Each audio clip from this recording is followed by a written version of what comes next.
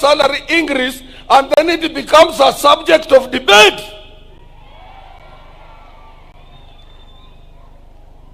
And when it comes to ILO convention, it will be your government that will be accused at the International Labour Organization.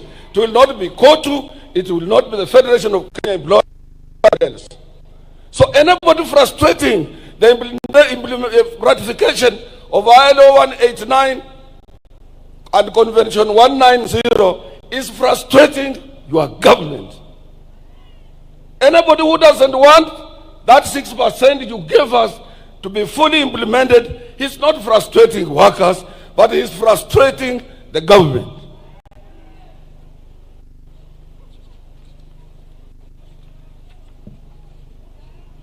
I would have gone on and on, Your Excellency, but as I said, I don't want to get you tired. I want to repeat that please, we want to live in a peaceful country, address issues of social media, address issues that are afflicting these workers. If you have something, Your Excellency, the cost of living in this country is at around 45%, and that is too high for them. This is caused with some dynamics of variations in economic performance and some global economic situation that affect us as well. Your minister has tried what he can, but I will assure you, please go to his rescue, try to make sure that these workers are properly compensated, and more so, Your Excellency, what is eating in our jobs are free riders, people who are employed through the back door, outsourced at a lower rate. They don't pay taxes, they don't contribute to collective bargaining agreement, there is no any agreement binding on them. They are slaves in our industries, enslaved by employers. And Kenya as a free country can sit and see people outsourcing people. A company retrenches people, it asks its supervisor to form a company of exploitation. This can't be allowed in free Kenya. We can't allow that under your watch. As I promised the President, I want to be very brief because we will be talking. May I take this opportunity to invite your Honorable Minister for Labor, Dr. Mutua, who will be able to give some few words and observe other protocols for you to come and say. The other thing I'm being reminded by my deputy that I had forgotten, ni mambo ya hizi vitu tunakatwa, housing, nini, taxation. It should not be on gross salary. Hizi vitu vinatakana viwe on basic, so that gross, umefanya overtime, umefanya nini, it's not interfered with. And I know Your Excellency will look at that. All deductions, salary deductions, statutory deductions should be at basic, not on gross, where somebody might have toiled very hard to work on overtime and he doesn't realize something. Mwisho, Your Excellency, usitishike. Iko watu wengi wanapenda kutisha sana. Mimi nilikuwa hapa President Kenyatta akiwa president. After 3 years we had a problem in the government. Jaramogi left. Nilikuwa hapa when Moi was a president. After a few times there was a lot of problems. Nyinyi nyote mnajua until up 1982. Mpaka when he was leaving, kila saa watu bila Moi yote inawezekana. Nimekuwa hapa President Kibaka akiwa kwa kiti mimi, and I served him. Kibaka alitengeneza kila kitu Nairobi, he improved the economy. But 2007, hawa wananchi voted him out. We had to do some ukarabati. Sasa nimekuwa hapa wakati wa Uhuru. Uhuru ni rafiki yangu sana. But you could hardly see him outside the way you are outside, you are visible everywhere. But he managed to finish his 10 years. Hawa wa Kenya unasikia ground ni mbaya. Hapa ground hapana mzuri. Ruto must go. Na sio ground ni mbaya. Huyo anayesema ground ni mbaya, mwenyewe hana ground. Unasikia hiyo? Wacha tuwache mtu amalize kazi yake. I saw watu wa press, mtu ameandika kwa Standard, anasema Atuoli yeye kazi ya trade union court is not a political party. We serve the government of the day. We negotiate for our rights. Huyo kijana anataka elewe hiyo. We are not a political party. We are not aspiring to have a president. We must support the government of the day for the stability in the country, which will be extended to industrial stability. Wewe fanya kazi, kama iko makosa, we are principled. We will come out and say, hatufichi. Kama iko watu ambao ni corrupt, we will tell you and take action. Na usitishwe. Let me take that, Brother Mutua, waziri, kuja uongee, alafu hizo protocols zingine utaangalia za kuinvite His Excellency the President. President, I thank you very much for honoring this day. May God bless you.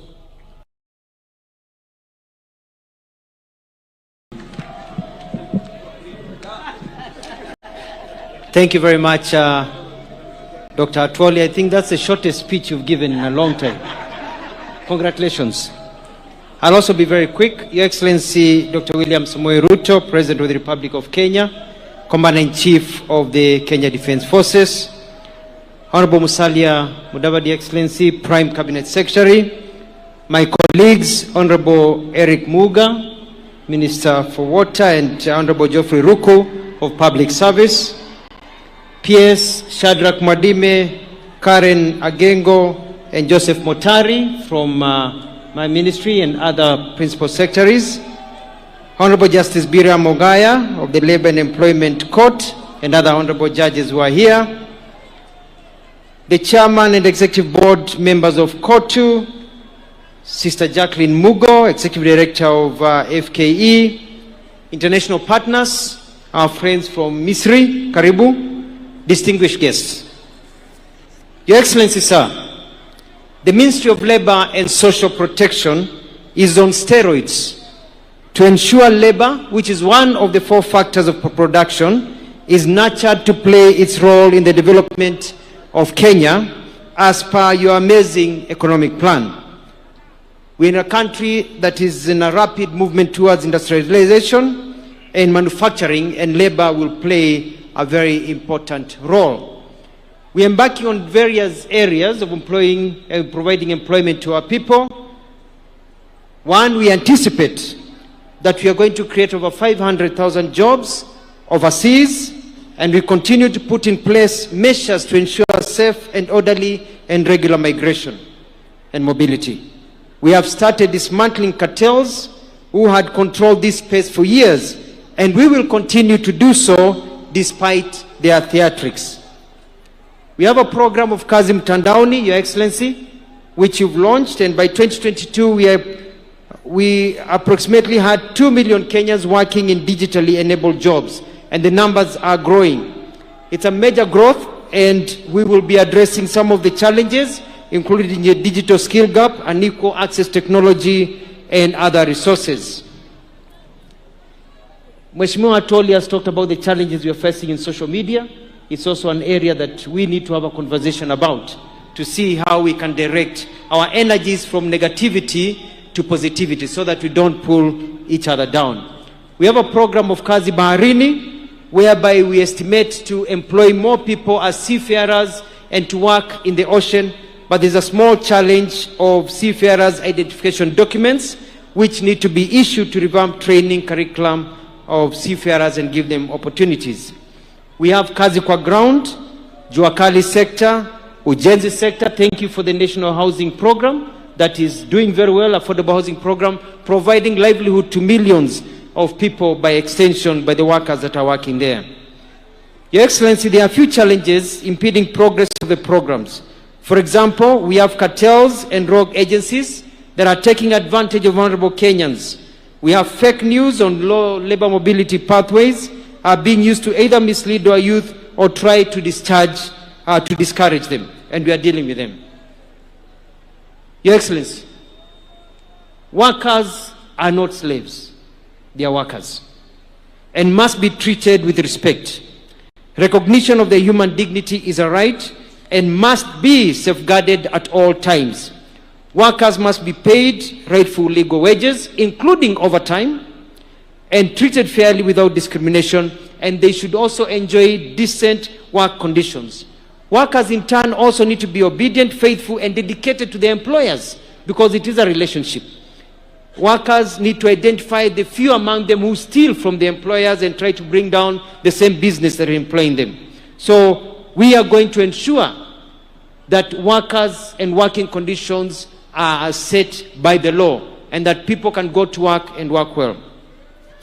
Your Excellency, kuna shida kidogo. I get a lot of reports in my office about sexual harassment. Sexual harassment in our workplaces.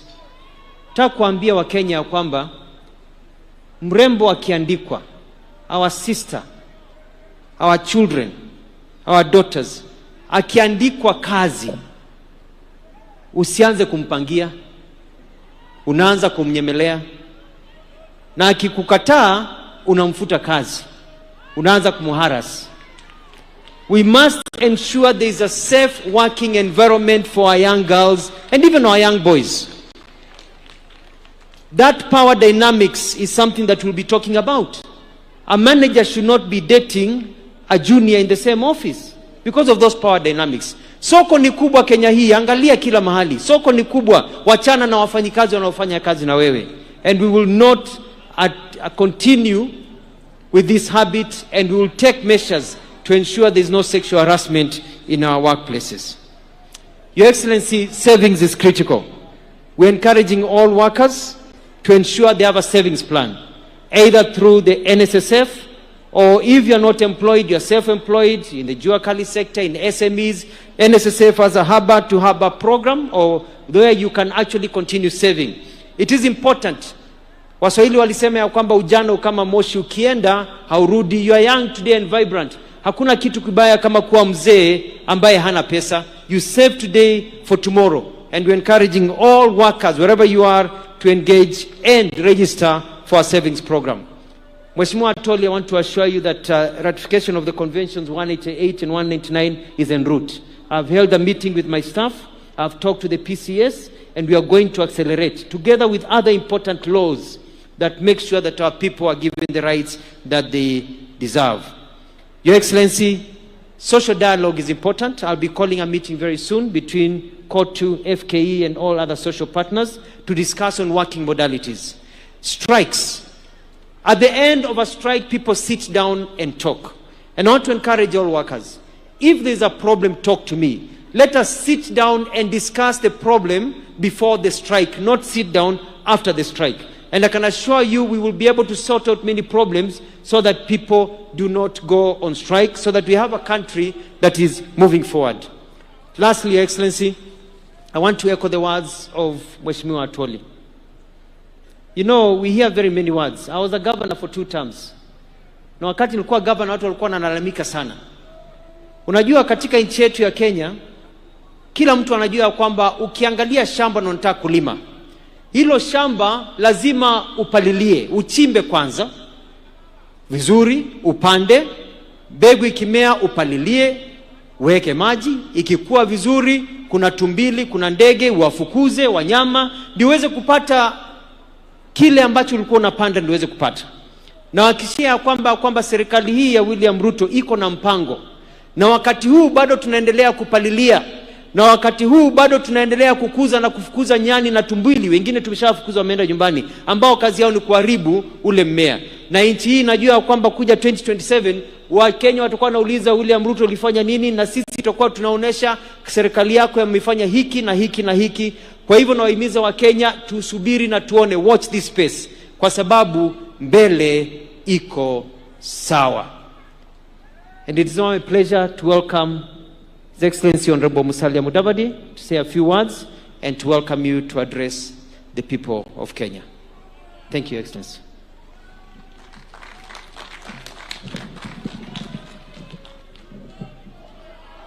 Your Excellency, President William Samoei Ruto, President of the Republic of Kenya, the Secretary General of COTU and the entire leadership of COTU, the Federation of Kenya Employers, my colleagues, public officers here present, and most of all, our distinguished workers who have come to celebrate the 60th anniversary of their efforts to build this country and also to mark the Diamond Jubilee of our celebrations. Your Excellency, I will not say much, but I just want to flag two issues. The first one is that this month, the World Bank and the IMF released data that officially confirmed that out of the 55 nations on the African continent, Kenya's economy is the 6th largest in the entire Africa. Your Excellency, this is a very big achievement. And as we celebrate the 60th anniversary of our workers, we want to recognize that Kenya would not have attained that without the sweat of the workers of Kenya. So we want to commend the workers, the producers of goods and services in Kenya for having played a very significant role in assisting Kenya to become the 6th largest economy in Africa. The second point, Your Excellency, on the same issue, is to emphasize that that growth must also come out of stable political leadership. Your Excellency, this is where you come in. You have led this country. You have maintained its stability. We have maintained democratic practices, and you are resolved to ensure that the stability is unquestionable. When we talk of the 6th largest economy, it cannot happen in an environment of turmoil, in an environment of conflict, in an environment of war, in an environment of political instability. And my dear brothers and sisters, the biggest threat to any nation is not terrorism. It is when the institutions of that country collapse. The President has held our institutions. The labor movement as an institution must be firm and solid. The working must be firm and solid. And all political structures and administrative structures must be solid. That comes through good leadership. And your President, Your Excellency President, you have been at the forefront in ensuring that we walk the straight and narrow path of ensuring that our institutions work. Kwa hivyo, ndugu na dada, kwa kifupi, nimesema tunawapongeza kwa sababu baadhi ya mataifa 55 ya bara la Afrika, uchumi wa Kenya sasa ni namba 6 katika bara la Afrika. Hatungefika kwa kiwango hicho bila jasho yenu kama wafanyikazi. Tunasema asante sana. Jambo la pili, hatuwezi kufika pale ikiwa hatuna uongozi thabiti. Kwa hivyo tunamshukuru Mheshimiwa Rais kwa kuhakikisha kwamba Kenya ina uongozi ambao ni wa kidemokrasia na thabiti. Mkiona watu wakizungumza, wakipiga kelele, wakifanya nini, hiyo ni demokrasia. Na wengine wanafikiri kwamba hiyo kelele inamaanisha kwamba Kenya imeharibika. La, jaribu kupiga hiyo kelele katika sehemu zingine. Hata marafiki zetu wengine wanashindwa kuandamana kwa mataifa yao, wanakuja kuandamana Nairobi, wakiandamana mambo yao. Kwa hivyo Kenya ni thabiti na sisi tutii sheria, na ni wajibu wangu sasa kuwaomba msimame ili tumkaribishe Mheshimiwa Rais aje ahutubie wafanyikazi wa taifa letu. Hebu tumkaribishe kwa makofi. 1, 2, 3. Asante sana. Thank you very much. Tafadhali tunaweza keti chini. Thank you very much. Asanteni sana. Mheshimiwa Prime Cabinet Secretary, waheshimiwa mawaziri, makatibu, katibu mkuu wa KOTU, Daktari Francis Atwoli, and the entire labor movement leadership. Ndugu na dada wafanyikazi wenzangu wa taifa la Kenya, hamjambo. Hamjambo tena. Wafanyikazi hoye. Wakenya hoye. Mimi nafurahi sana kuungana na nyinyi katika sherehe hii ya muhimu ya kuadhimisha siku ya wafanyikazi katika taifa letu la Kenya. Pia kuadhimisha miaka 60 ya KOTU katika taifa letu la Kenya. Na kama mfanyikazi, naungana na wafanyikazi wenzangu. Kuna wale wafanyikazi wako permanent and pensionable. Alafu kuna wafanyikazi wengine kama sisi ambao tuko kandarasi ya miaka. Wengine wako na kandarasi ya miaka 3, wengine miaka 5 na tofauti zingine. Lakini sote sisi ni wafanyikazi wa taifa letu la Kenya. Na itachukua sote tukiungana, tukishirikiana, kwa sababu kuvua ni kazi, kufundisha ni kazi, kutibu ni kazi, kulinda walinzi wale kutoka yule guard mpaka CDF wa jeshi, wote ni wafanyikazi.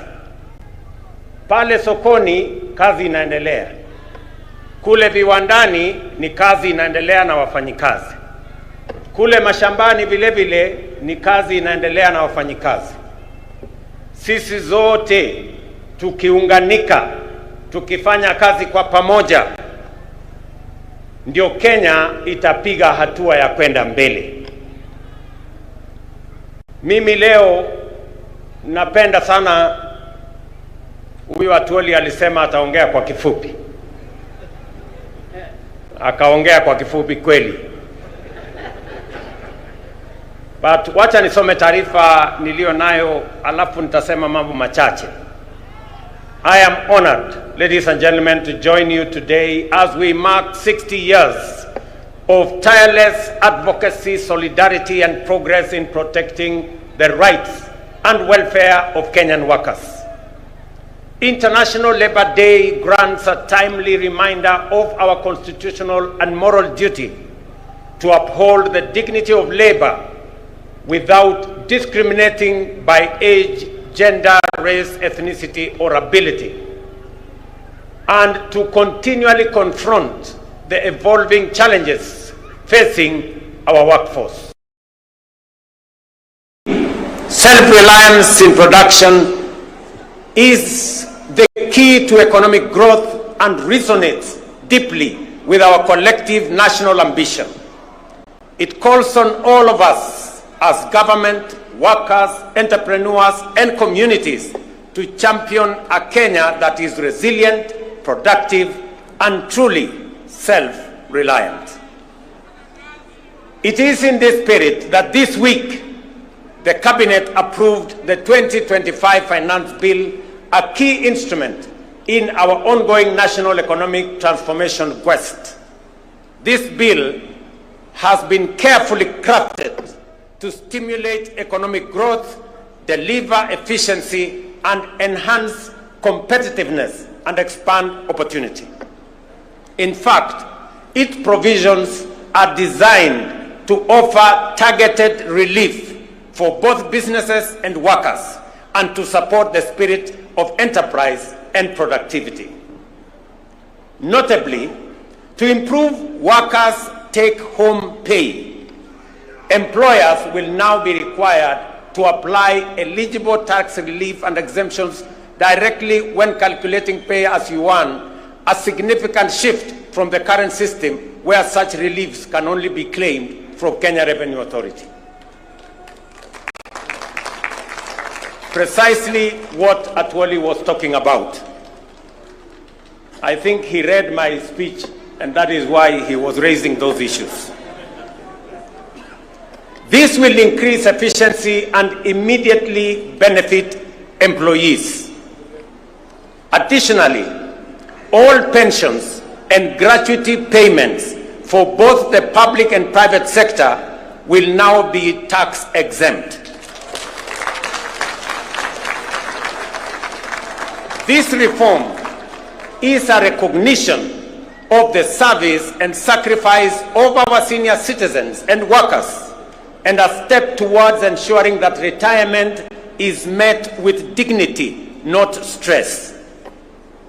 Small businesses will also benefit from simplified tax treatment, as they will now be allowed to fully deduct the costs of everyday equipment in the year of purchase, thereby eliminating unnecessary delays in accessing or assessing tax relief.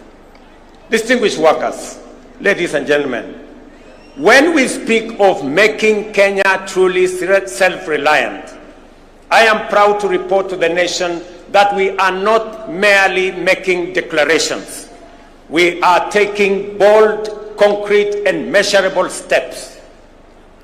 We are walking the talk, and here is why. For decades, our national savings culture was stagnant compared to our neighbors in Uganda and Tanzania and elsewhere.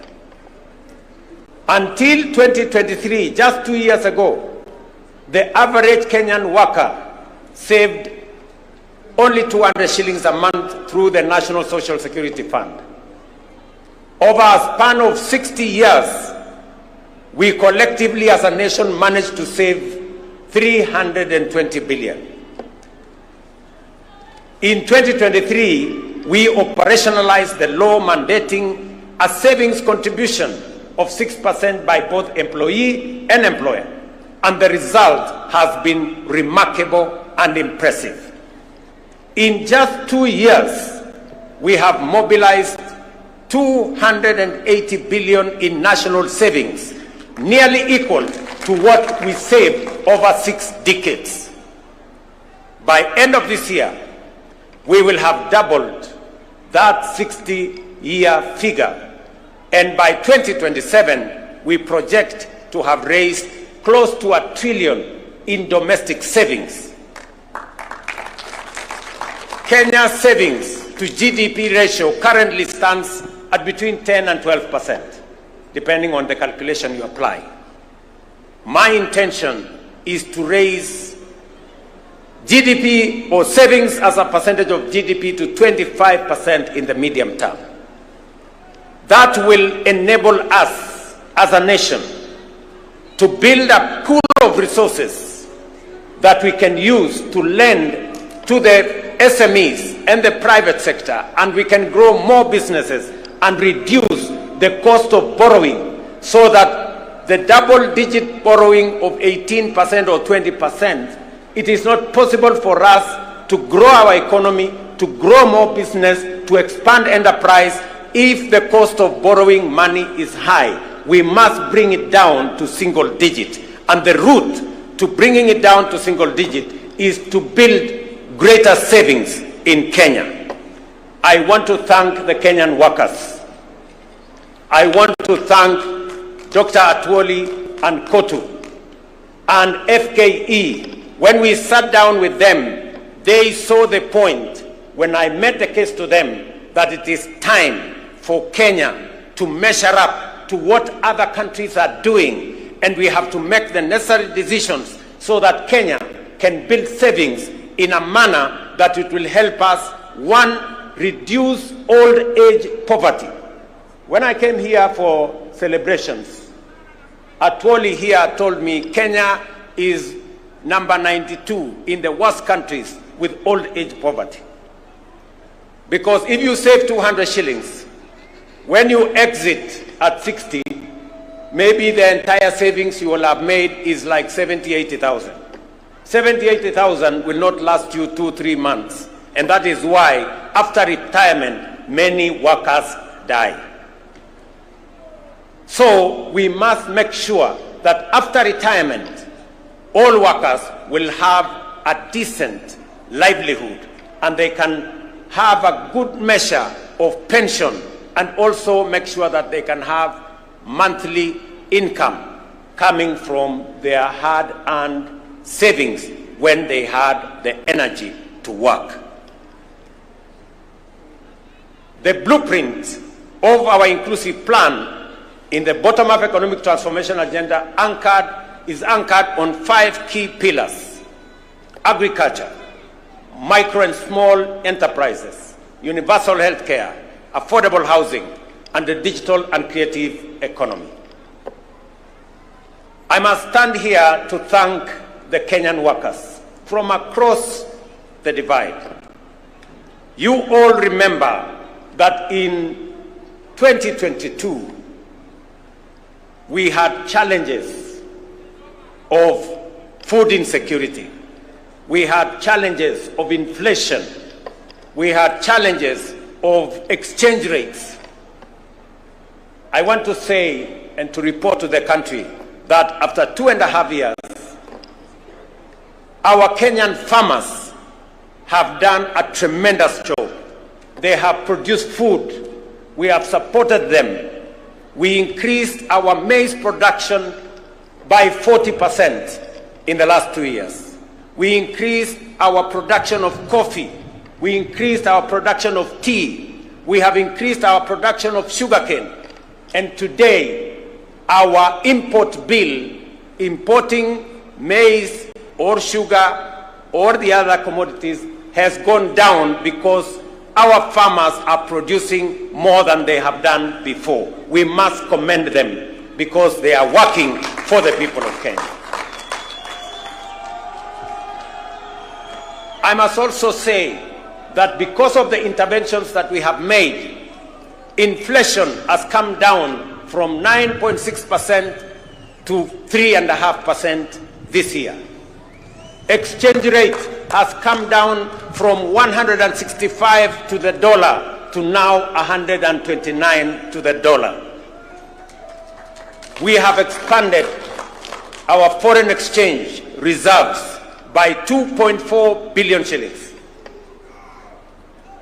240 billion shillings. So we have made progress.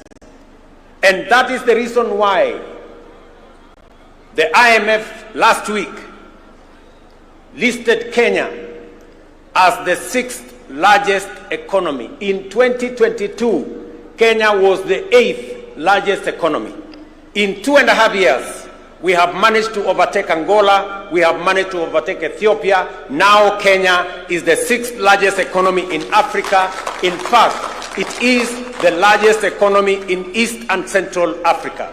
And it is because of the Kenyan workers, the collective effort of our farmers, of our workers in industry, of our teachers, and everybody else that has contributed to moving Kenya to where we are today. I am very confident about the future of our country if we work together in the manner in which we are working together. In agriculture, our overarching goal remains to make farming profitable, stabilize farmer incomes, and secure national food security. The reduction of fertilizer prices has led to 40% surge in maize production, boosted farmer earnings, reforms in the coffee sector, including the elimination of inefficiencies and corruption, and the streamlining of the Nairobi Stock Exchange have raised farmer prices from 50 shillings to a kilo to between 100 and 150 shillings to a kilo now. Similarly, reforms in the sugar sector have revitalized the industry, leading to record production, better incomes, and bonus payouts for farmers, while creating thousands of new jobs. I recall with very deep personal satisfaction seeing Mama Redempta Makoha of Mumias receive a bonus check of 80,000 in January this year, money she has proudly used to advance her well-being. That is what real impact and transformation looks like. And let me assure the Kenyan workers and the representative of the Kenyan workers, we've just completed the leasing of the 5 sugar factories owned by the government of Kenya. They will now be commercially run by private sector players who have the acumen, the resources, the know-how on how to run business. And I want to assure you that no worker is going to lose their job. In fact, with the increased efficiencies, with better performance of these factories, we are scheduled to hire more workers so that we can drive our sugar industry. Our affordable housing program is another flagship initiative delivering real impact. By end of April, it had created 250,000 jobs spanning architecture, engineering, urban planning, masonry, carpentry, plumbing, electrical work, while reinvigorating local economies. I proudly saw workers from affordable housing in this meeting, and I want to commend them for the transformation they are carrying out in the Republic of Kenya, not just in Nairobi, but everywhere else. This program will, in the next few years, expand home ownership across the country. Ladies and gentlemen, the MSME sector remains the greatest untapped reservoir of employment in Kenya today. Our commitment to unlocking its potential is resolute. The Hustler Fund continues to deepen financial inclusion and support entrepreneurship at scale.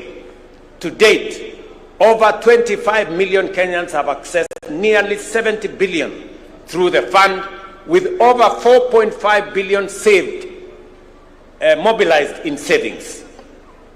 We have also introduced a 9-band credit rating system to formalize credit histories and unlock new opportunities for those without traditional collateral. Already, more than 4.5 million borrowers with A and B rating have qualified for the Hustler Fund Bridge product, linking them to commercial banks and paving the way to the formal credit market.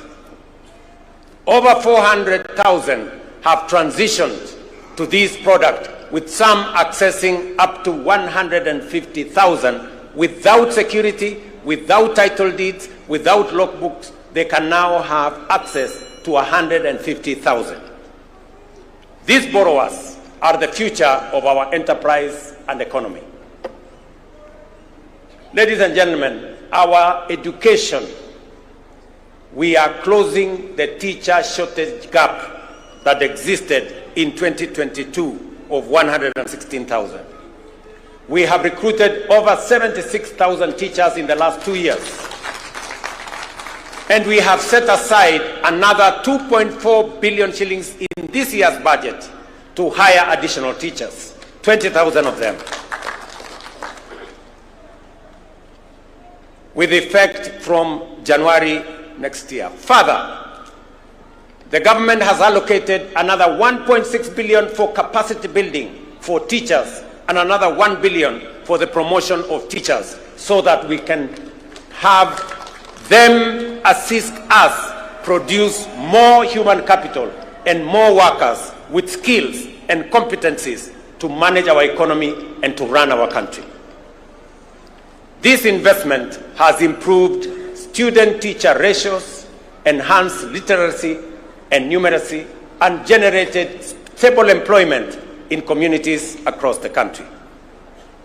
Labor migration continues to be a cornerstone of our strategy to expand jobs for Kenyans.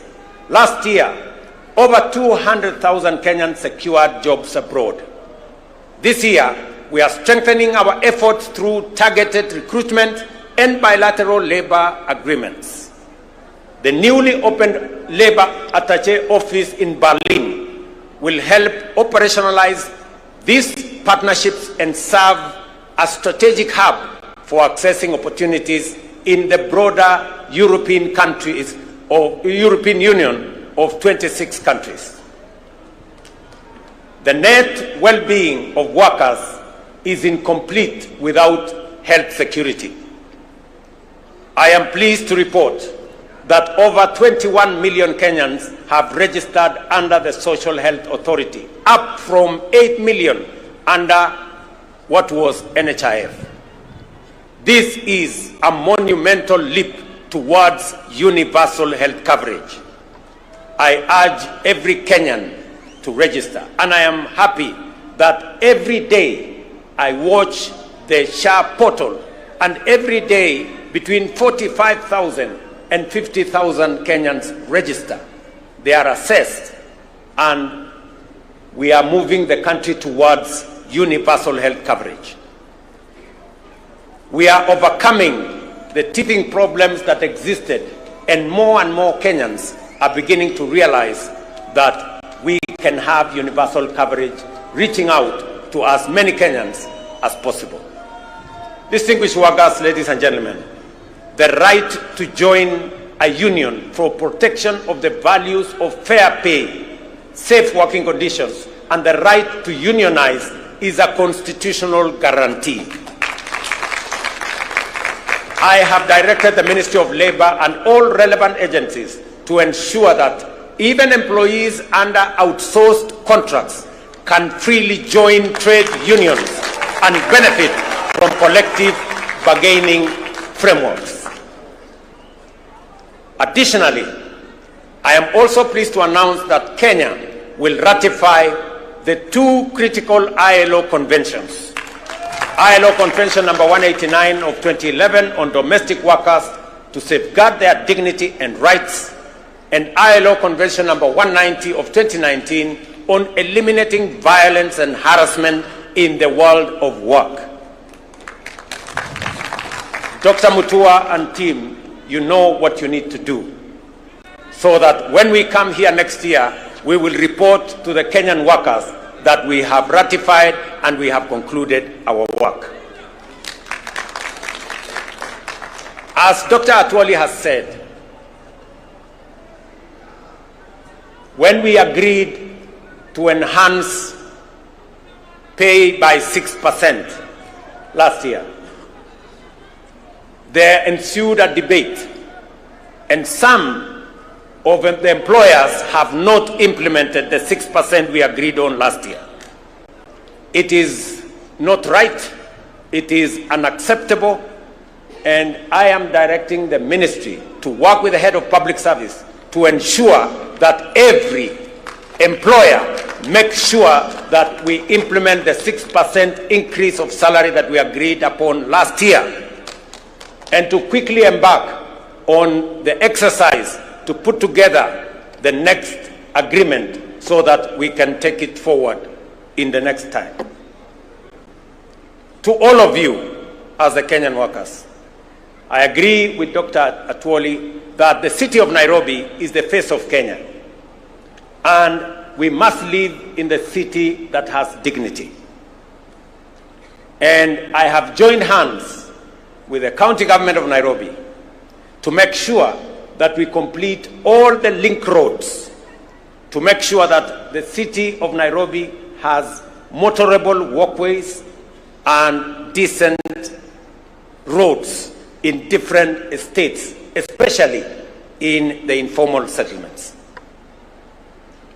We have also agreed with the city of Nairobi on how we are going to clean this city. As I talk to you, we have 20,000 young people under the Climate Works arrangement, because I made a commitment that we are going to clean Nairobi River and make sure that we develop additional social housing for the people of Nairobi to give dignity to the city of Nairobi. I went around the city of Nairobi 2 months ago, and we also agreed that the children of Nairobi, who today don't have as much school facilities and infrastructure as other counties, will benefit from additional government support, so that all the children in the city of Nairobi, especially those who live in informal settlements and attend informal schools, are graduated to public schools where they can get proper education paid for by the government of Kenya. I want to thank the members of Nairobi, the members of parliament from Nairobi County, and some of them are here, for the partnership that we have worked on to make sure that both the children of Nairobi go to school and the city of Nairobi benefits from the Climate Works program that will employ more young people. And we are going to be transitioning to another 40,000, to another 20,000 to make it 40,000 shortly as we graduate into the budget next month. So wale wote ambao wanashiriki katika kazi hiyo ya Climate Works, wale wanashiriki, na mimi naona, nafikiri wengine wao wako hapa, wale wanafanya kazi katika affordable housing, mimi nataka niwaeleze ya kwamba hii nchi yetu itajengwa na sisi kama wafanyikazi wa taifa letu la Kenya. Affordable housing itatupatia ajira, pia itatupatia mahali pazuri pa kuishi, kuondoa wananchi wengi wanaoishi katika vitongoji duni. Na mimi nataka niseme ya kwamba vile mmeuliza, mmoja wenu wameuliza ya kwamba mnataka kutumia payslip katika kuaccess mambo ya affordable housing. Hiyo ni maneno mzuri sana. As long as we are discussing how we are going to occupy the houses, whether by deposit, wale wako na deposit, yule ambaye una deposit peleka payslip, tutapangana na wewe tujue vile utapata nyumba uishi mahali pazuri. So tushirikiane namna hiyo, tufanye kazi hiyo kwa pamoja, na mimi nataka niwaeleze ya kwamba Kenya itabadilika. Nilikubaliana na watu wa China. Wakati nilienda China, pengine watu wengi walikuwa wanafikiri tumeenda kukopa madeni zaidi. Hapana. Tulikubaliana ya kwamba tutajenga barabara kutoka Rironi kwenda Nakuru, baadaye mpaka Malaba. Lakini sio kwa madeni. Hapana. Tutajenga barabara hiyo kutumia investment. Vile tumejenga expressway kutoka airport mpaka mjini Nairobi, hatujatumia pesa ya serikali. Na hiyo pia tutafanya hivyo. Hata hiyo reli tutatoa Naivasha tupeleke mpaka boda yetu na Uganda. Vile vile itakuwa kupitia kwa barabara ya investment, sio kwa madeni. Kwa sababu nimesema ya kwamba lazima tupunguze madeni, kwa sababu inaweza kuharibu nchi yetu. Na tutumie mbinu mbadala, a different approach, a much more innovative approach to carry out development in our country, and it is doable and it is possible. Kwa hivyo tushirikiane katika njia hiyo, na mimi nataka niwaulize Wakenya wote tuungane, tushirikiane, tufanye kazi kwa pamoja.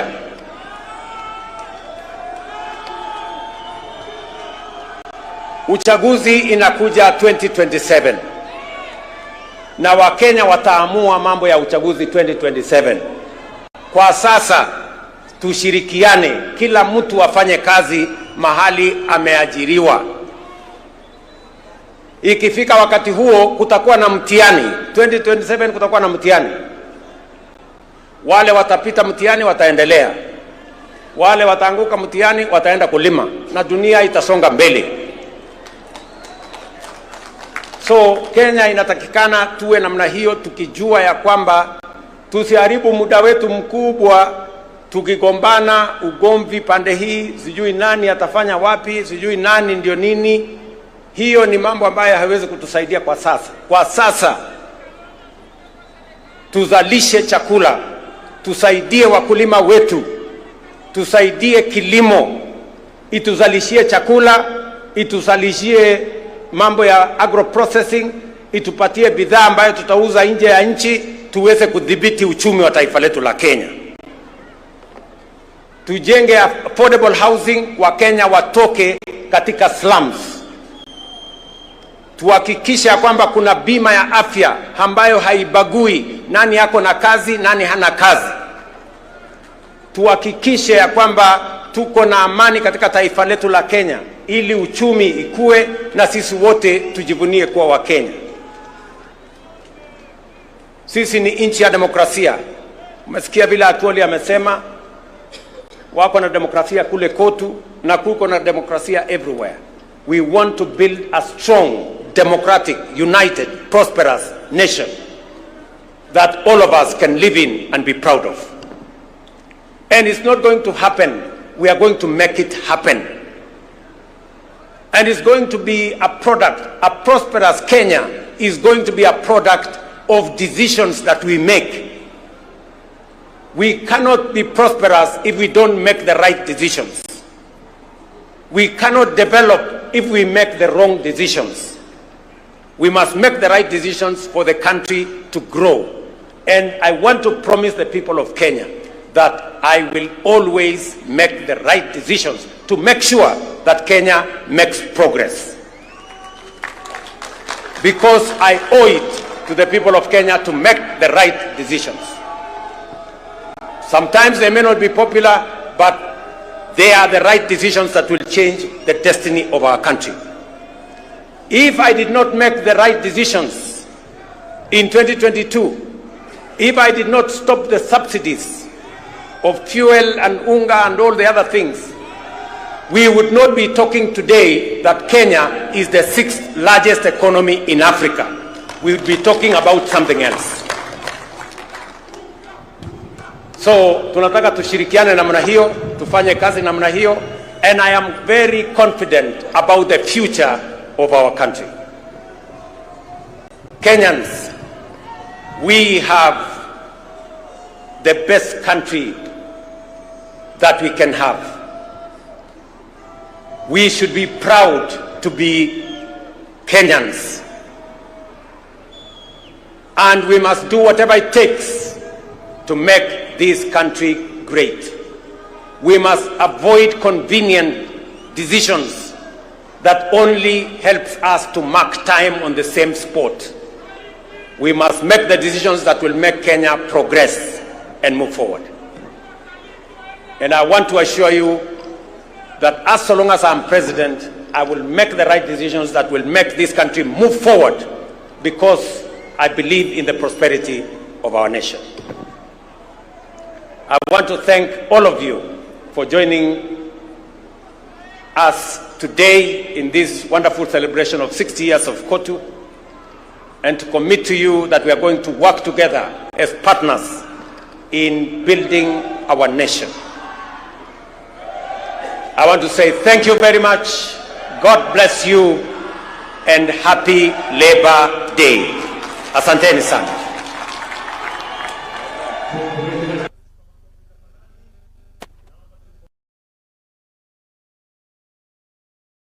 Kama umeketi, naomba tuweze kusimama ili tumalize kwa wimbo wa taifa.